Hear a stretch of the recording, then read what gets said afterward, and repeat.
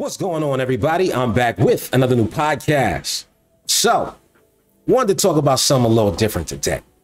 Wanted to talk about something sports related. So I put my jersey on. I wanted to get comfortable, get in character, and wanted to talk about what's going on with the Brittney Griner situation and some of the discussion that's followed up from that. Now, if you're not familiar with what's going on, here's this short clip. Brandon Bailey here on CBS Sports HQ, and this just in, WNBA star Brittney Griner has pleaded guilty to a drug possession charge in a Russian court. This according to multiple reports. Griner has been in Russian custody since February. She was stopped at the Moscow airport for possession of cannabis oil in her luggage. Griner reportedly told the court that she didn't intend to break that law. Those charges are reportedly punishable up to 10 years in prison. Now, as you see here, she's facing some serious time for having that weed cartridge in her luggage. Now, here in the U.S., it would have been nothing. The cops probably would have sat there and smoked it with you. Yo, cops be smoking weed now? That's crazy. She chiefing. That's crazy.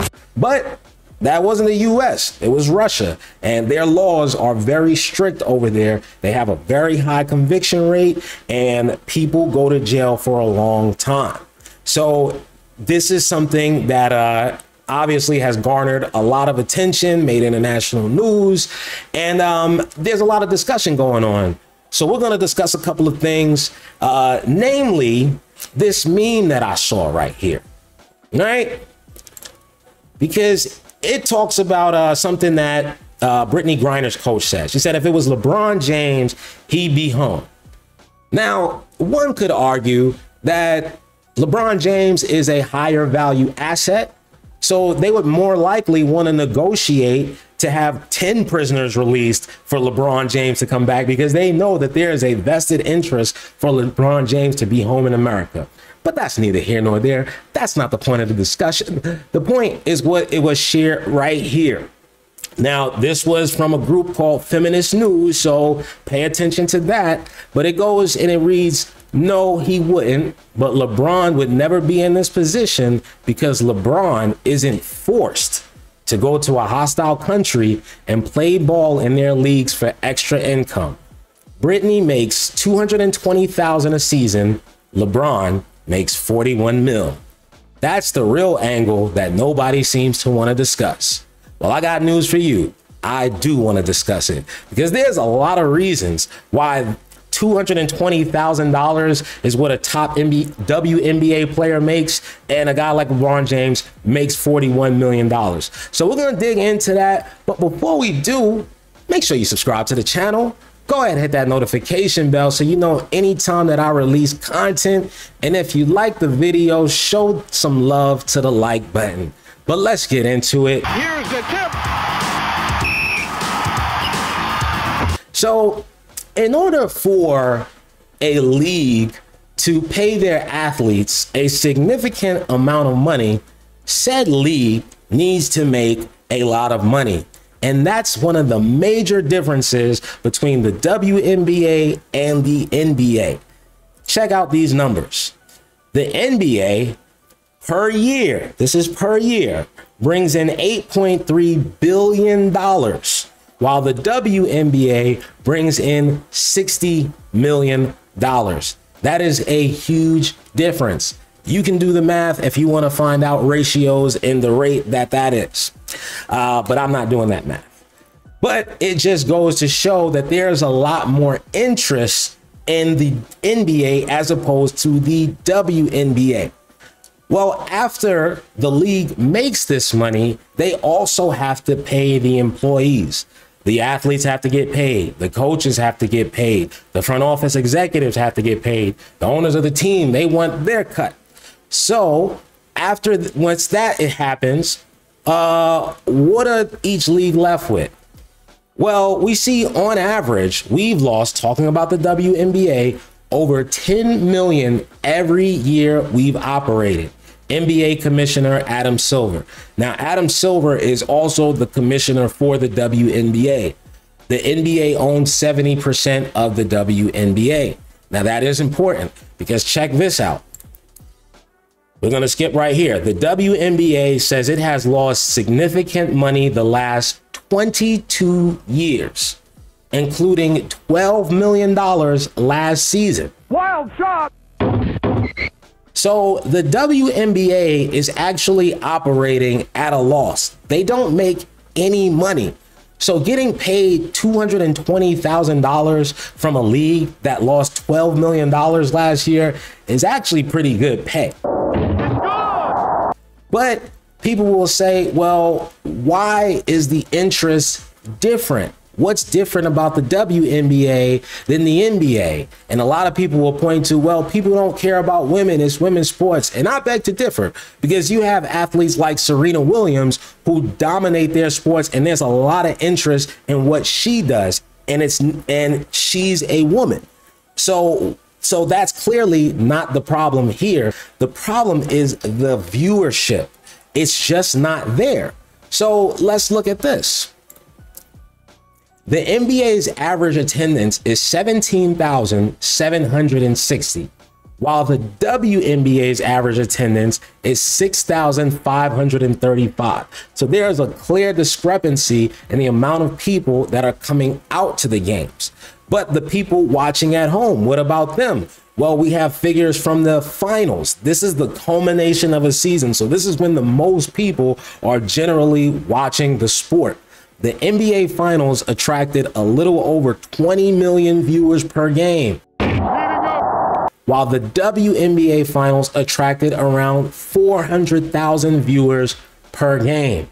That is another huge discrepancy, because you talk about TV deals. Well, if there's only 400,000 people watching, people are not going to buy a lot of ads at those games. It just doesn't make sense because the views are not there. As opposed to 20 million, people want their ads on TV. They want to have those huge TV deals. You know, it's more money, more generation of revenue. But you also want to know, well, okay, why is it that there's more viewership on the NBA than the WNBA? Why are there more jerseys sold? Why do people care more about that league? Well, I'm glad you asked, because it comes down to entertainment. Look at this. Control, good rebound. Nice outlet. On the run, 2-on-1. Green, the finish. Wow, the alley-oop. Oh, my goodness. He just didn't make that a normal catch and finish. He caught it, brought it down, wound up, and threw it down. God got her as well. Turnover at the top of the key, but Tierra Crushman-Pratt gets it back a little too antsy. That's a clear difference in dynamic athletic expression. It's not even close. And since they compare Brittney Griner to LeBron James, check this out. Wade from behind takes it away. Chalmers, Cole, James! Whoa! Sports Center, Brittney Griner, a dunk for us here live. Go right ahead. Oh, we'll give her another shot. Hang on, just one second, we'll give her another shot. I don't even think I can touch the bottom of the net. All right, give us a good one. Here it comes, Brittney Griner again. Yeah, lace up the shoes, get them all ready. It's like back in the day with the D Brown Reebok pumps. You got to pump them up a little bit. Pump them up a little bit, right? Yeah. Now, what you see here is a clear difference in dynamic athletic expression. And what's even more interesting is that they're both the same height. They're both 6'9", but Brittney Griner can barely dunk unguarded in an empty gym, while LeBron James is dunking over a whole player disrespectfully. So clearly, the physical capabilities of men and women are different, and the setup of the game needs to reflect that. Right now, the basketball for the WNBA is smaller because women have smaller hands. The three-point line is closer in the WNBA to account for the lack of upper body strength. So what about the rim? Now, this is where it gets controversial, because in both sports, the rim is 10 feet high. People have been arguing for a long time about lowering the rim, because The average height of an NBA player is 6'6".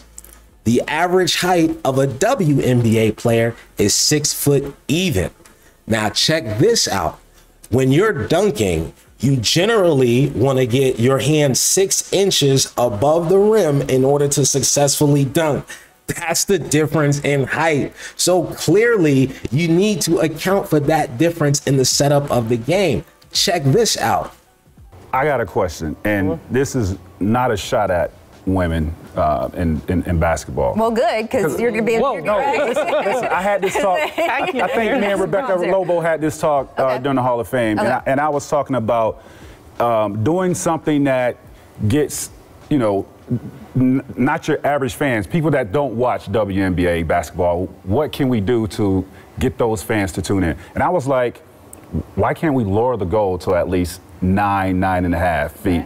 Because I think for somebody that don't watch WNBA basketball, to have women dunking on other women would definitely bring more excitement to that game, and have, you know, those guys that don't watch WNBA basketball tune in, and you get more fans that way. What do you think about that? I mean, my thought on it is, you know, I've been playing basketball on a 10-foot hoop my whole life. So to move it to 9.5, it's going to take a long time to get used to that.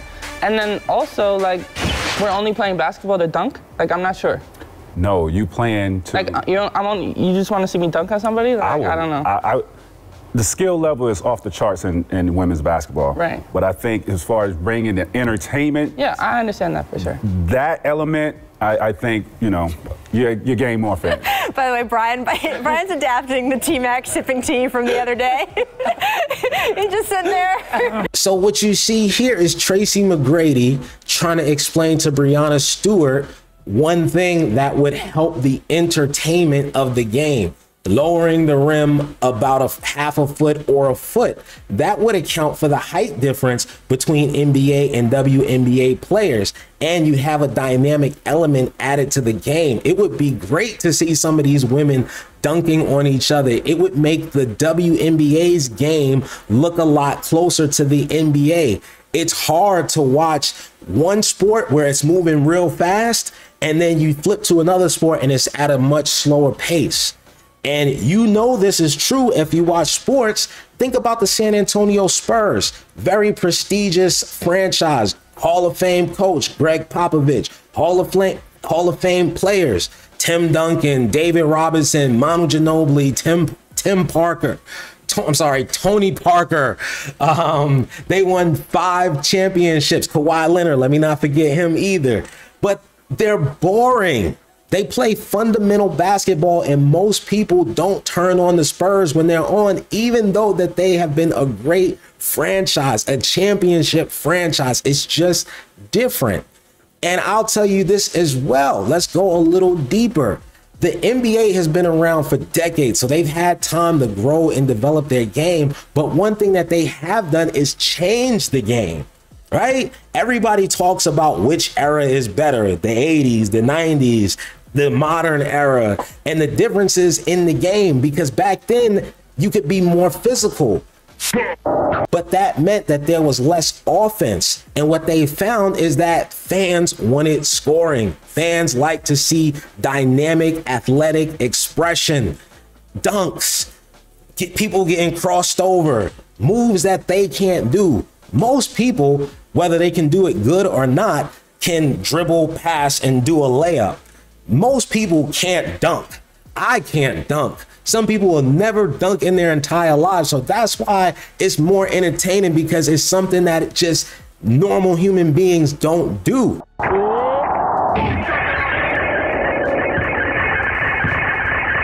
So that's the entertainment of it. So that's why people are saying, hey, include that aspect in your game by lowering the rim. And if you don't want to, that's fine. It's okay. That's your choice. But you have to live with that choice and the consequences of that choice, which is showing up in the amount of dollars that the league is making, or should we say not making. But that's going to be it. Let me know what you guys think in the comment section. And if you haven't already, subscribe to the channel. And do me one favor, show some love to the like button. And until another time, I'll see you guys later.